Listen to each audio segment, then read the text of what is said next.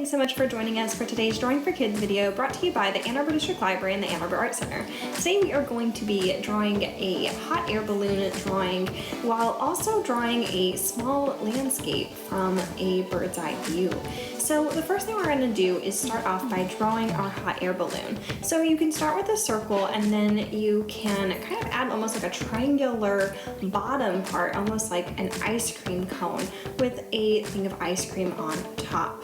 And then what you're going to do is you are going to kind of shape it out so that you can see an ellipse there at the bottom, which is kind of like a squished circle. So if you were in this hot air balloon basket, you would look up and you would actually see a round circle, but in this case we're seeing it from the side view, so that's called an ellipse.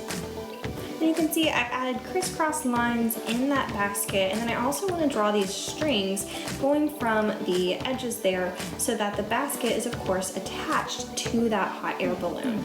Now notice how I'm drawing these lines to help make it look like it is a round form, that it's not a flat circle, that it's instead a kind of a spherical shape. So I've drawn these lines showing the contour, showing the form of the hot air balloon, and then I'm adding these ones going perpendicular that are also kind of showing the fact that it's a large form that is kind of puffy and kind of pillowing out, if that makes sense. So once you've drawn that, you can see all of the little, like almost like a frowny face kind of shape towards the top half, and then a smiley face shape towards the bottom half there on those horizontal lines.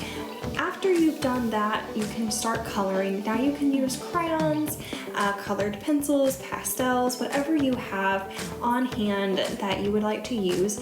I have chosen a pattern for my hot air balloon design, so you can see that I've drawn or I've colored in kind of an orange color, then pink, orange, pink, and then yellow, blue, yellow, blue.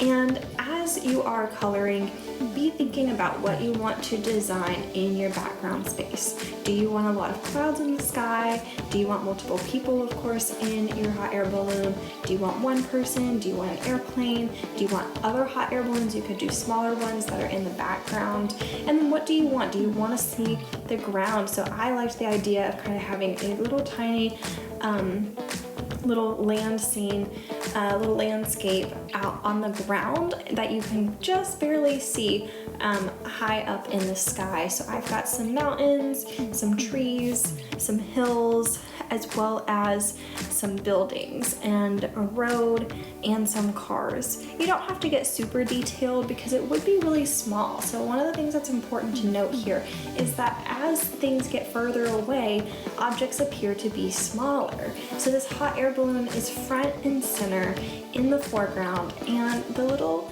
small landscape is down at the very bottom and it's further away.